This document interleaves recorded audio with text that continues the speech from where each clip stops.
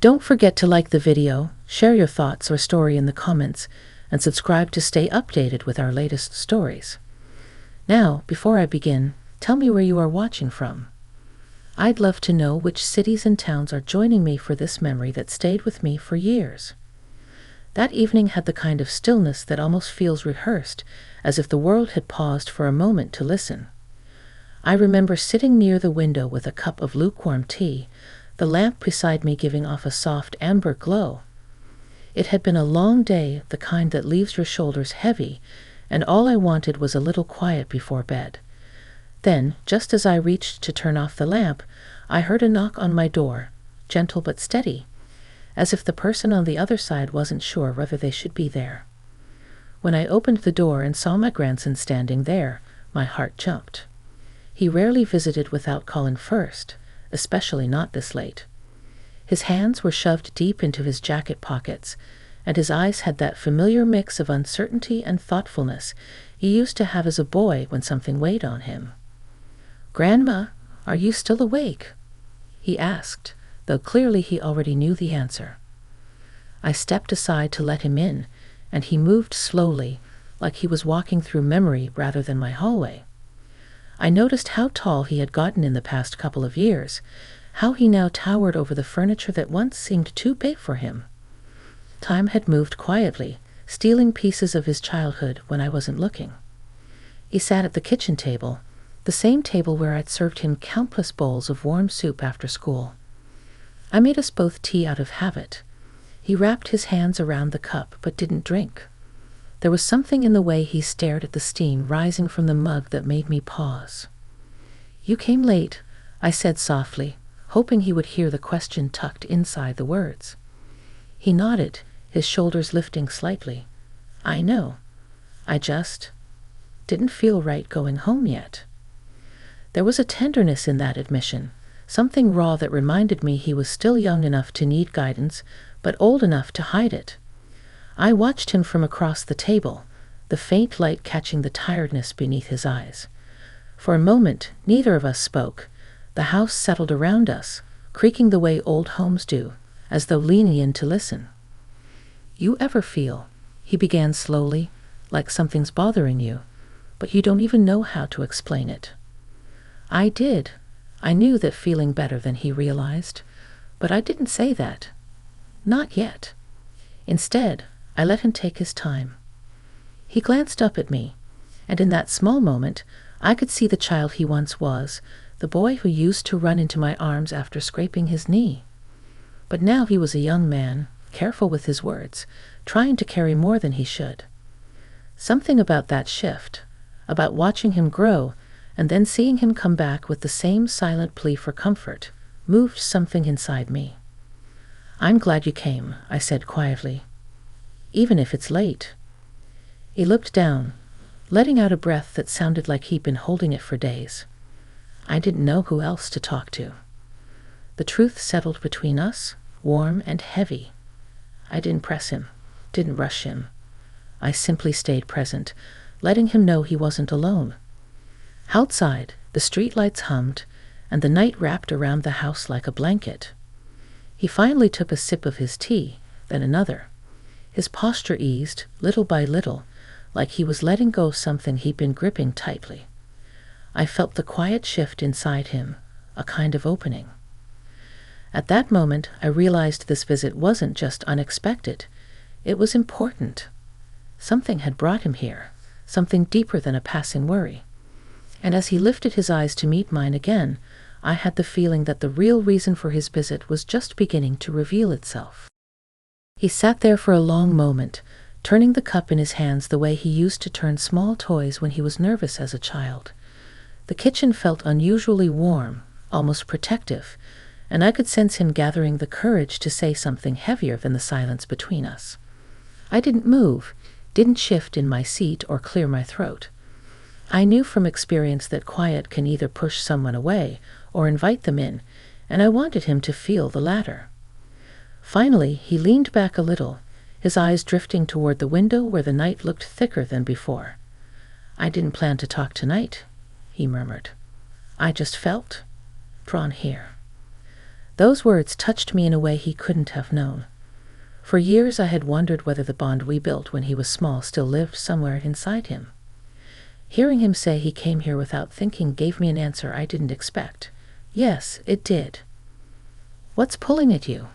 I asked, keeping my voice steady and gentle. He hesitated, his jaw tightening for a moment. "Life's been loud lately," he said. "Too loud. I wake up and everything feels like it's already happening too fast. Work, people, expectations. I feel like I'm always catching up." I watched him carefully. There was no anger in his voice, only exhaustion. The kind that comes from carrying more than the heart is ready for. I placed my hands around my own cup, letting the warmth settle into my palms. "I remember that feeling," I replied softly. "When the world expects you to be strong before you've figured out how to be steady." He met my eyes then, and there was something searching in his expression. "You went through that too?" "More times than I can count," I admitted, "but I learned that sometimes the weight we feel is just the world reminding us to pause, to let someone else listen." He didn't speak right away. Instead, he looked around the kitchen, at the photographs pinned to the fridge, at the familiar wooden shelves lined with little memories he'd grown up around. It was as if he was taking inventory of all the moments that had built him. "You know," he said, his voice quieter than before, "this house always felt like a place where I didn't have to pretend, even now." That confession settled into me like a warm breath. I didn't expect my heart to ache the way it did, but it was a good ache, the kind that reminds you how important someone is. "Then don't pretend tonight," I said. "Tell me what's really sitting on your mind." He rubbed the back of his neck, a gesture he picked up from his father years ago, one that only surfaced when something felt complicated. "I've been trying to figure out who I'm supposed to be," he said slowly. "And lately, I feel like I'm disappointing people without meaning to." I leaned forward, not to crowd him, but to let him know he had my full attention. "Whose expectations are you trying to meet?" He swallowed. "Everyone's, I guess. Family, friends, my boss. Sometimes myself." There it was, the root of it. Not one big problem, but a dozen smaller ones pulling him in different directions. I recognized that feeling deeply because there was a time in my own life when the world seemed to demand far more of me than I knew how to give. "You're not failing anyone," I said softly. "You're growing. And growth always feels messy when you're in the middle of it." His eyes softened, and he let out a slow breath, almost a sigh. "You make it sound so simple." "It wasn't simple when I lived through it," I replied with a small smile. "But I survived, and so will you." Something shifted in him then. His shoulders lowered, the tension easing just enough for him to look more like himself. He reached out, resting his hand near mine, not touching, just close enough to feel the comfort of another presence. "Grandma," he said quietly, "can I tell you something I haven't been able to say to anyone else?" I nodded, feeling a gentle unease, not from fear, but from knowing that whatever came next would matter. His voice held something deeper now, something that hinted at honesty he'd been holding inside for too long. When he spoke again, his tone had changed, softer, heavier, and filled with something that made the air feel different. "It's about me," he said, "about who I'm trying to become, and what I'm afraid of losing along the way." And with those words, I realized that this late visit was not just a moment of vulnerability. It was the beginning of something he'd been carrying for far too long, finally ready to be shared. He drew in a steady breath before speaking again, as if arranging his thoughts into the right order. I didn't rush him. Moments like these needed space, the kind that lets someone unfold at their own pace. Outside, the wind brushed lightly against the window, a soft reminder that the night was still wide open for whatever he needed to say. "I feel like I'm living two versions of myself," he said finally. "There's the person everyone thinks I am, and then there's the person I feel I'm becoming. And the two don't match." I heard the tremble beneath his words, not of fear but of honesty. He had always been a thoughtful boy, someone who felt everything a little deeper than most. Now, as a young man, that depth seemed to weigh heavy on him. "What's different about the second version?" I asked gently. He rubbed his palms together in slow circles, his gaze drifting downward. "He's more unsure, more searching. He questions things I never questioned before. Choices, relationships, the path I'm supposed to follow." He paused, his voice lowering. He wonders if he's even on the right road. I studied him quietly, the way his fingers tapped lightly against the ceramic cup, the way his shoulders tilted forward as if he were leaning away from the world for a moment. I recognized that posture. I had lived through that exact phase, when life feels like a hallway with too many doors and no signs telling you which one to choose. "It's normal to question your path," I said. "It means you're paying attention." He gave a faint, almost grateful smile. "You always make things sound clearer than they feel." "That's only because I've walked through the fog before," I replied. "It lifts eventually. It always does." He took that in carefully, his stare softening as he looked around the room. The old clock on the wall ticked steadily, filling the silence. For a moment, I could almost see his younger self sitting there, legs swinging under the chair, asking me if the world ever stops feeling so big. Then his expression shifted into something more serious, something vulnerable. When he looked back at me, there was no hesitation left. "The truth is," he said, voice quieter, "I came here tonight because I didn't want to feel alone with this anymore." A warmth spread through my chest, unexpected but gentle. It had been years since he had leaned on me the way he was doing now. Life had grown busy, responsibilities piling up, and visits had become shorter, more planned, less spontaneous. But tonight felt like an old bridge being rebuilt plank by plank. "You're not alone," I said. "Not tonight, and not in anything you're facing." He nodded, his eyes glinting slightly in the soft light. "I know. That's why I came here." I thought, maybe you'd understand, even if I couldn't explain it perfectly. "Try," I whispered. "Explain whatever part you can." He leaned back, exhaling slowly. "It feels like I'm standing at some kind of crossroads. Everyone keeps telling me what I should do, where I should go next, who I should be with, what I should strive for. But none of it feels like it belongs to me." He paused, searching for the right words. "I want a life that feels like mine.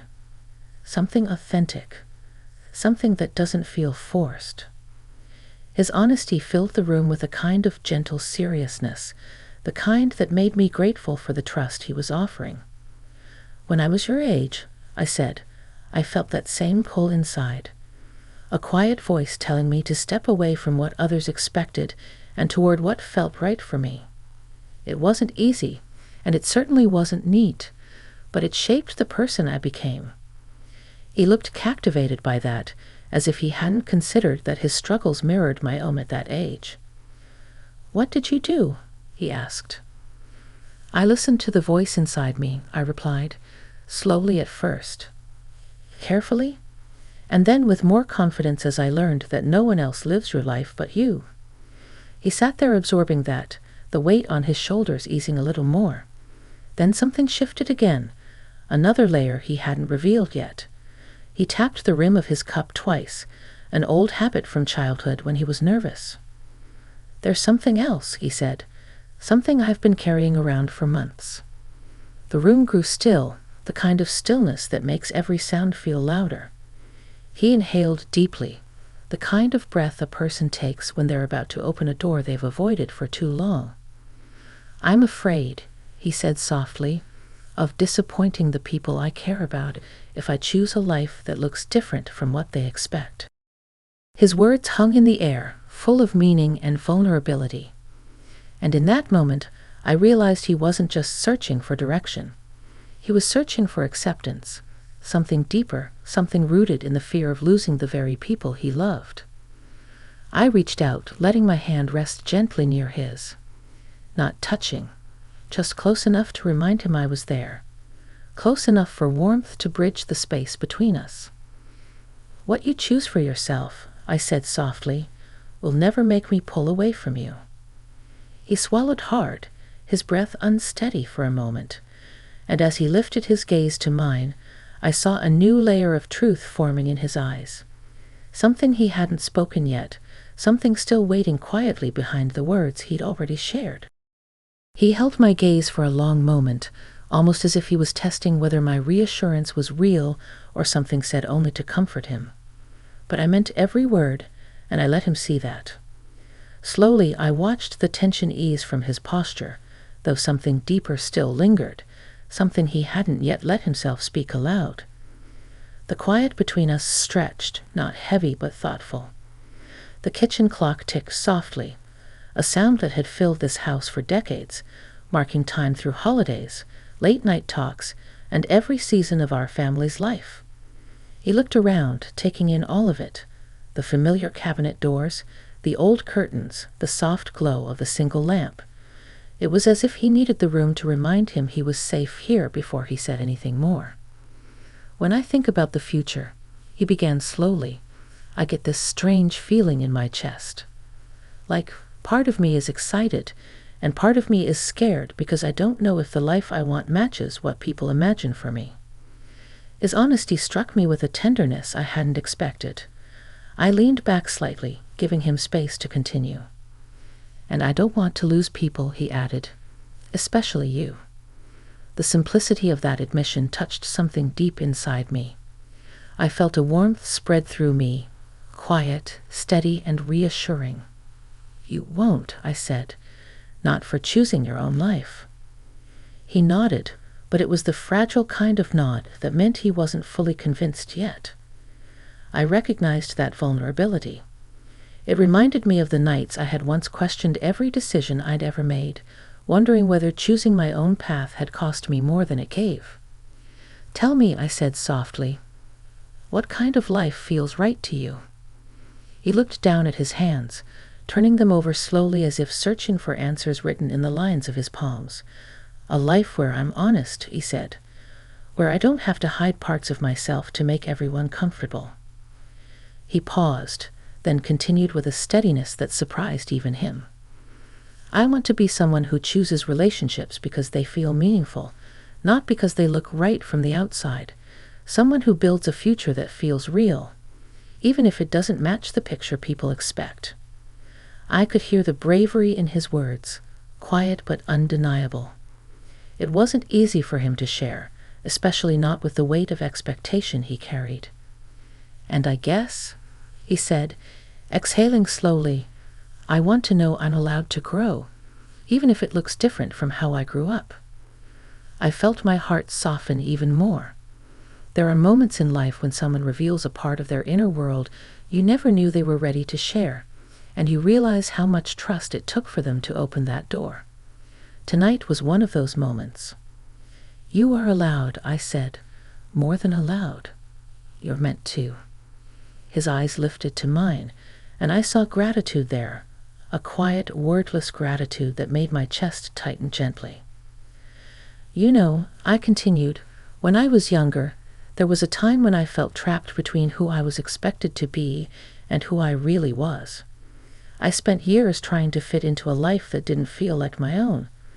And the day I finally stepped out of that life, even though it was scary, it felt like the first time I could breathe." He leaned forward, listening closely. "Did people understand?" "Some did," I said. "Some didn't, but the ones who truly loved me stayed. The ones who only loved the version of me they imagined drifted away. And looking back, I realized that was never a loss."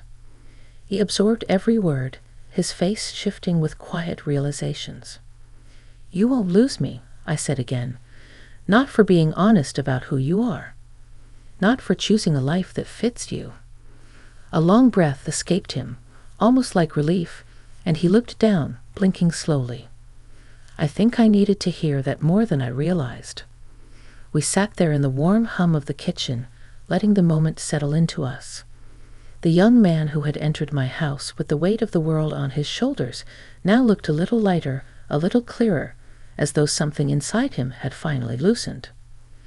After a while, he stood up and walked toward the door, moving with the calm of someone who had been holding his breath for far too long and finally exhaled. I followed him to the entryway, the soft light making his shadow stretch along the floor. "Thank you," he said, his voice low but steady, "for listening, for understanding. You can always come to me," I told him. "Late nights, early mornings, whenever you need. You're never alone in this world, no matter how big it feels." He gave me a small, heartfelt smile, the kind I hadn't seen from him in years. Then he stepped outside into the cool night air. He hesitated for a moment, as if taking in the comfort of the moment one last time, before heading down the walkway. I watched him until he disappeared around the corner, then quietly closed the door. But the house didn't feel empty. Not tonight. His visit had left something warm behind, a reminder that even in the business of life, connections built on love and trust never truly fade. As I returned to the kitchen, the teacups still sitting on the table, I realized something important. He hadn't just come to find clarity. He had come to rediscover a part of himself he feared losing, and to remember he had someone in his life who would always accept him, no matter what path he chose. And that was the truth that would stay with me for years.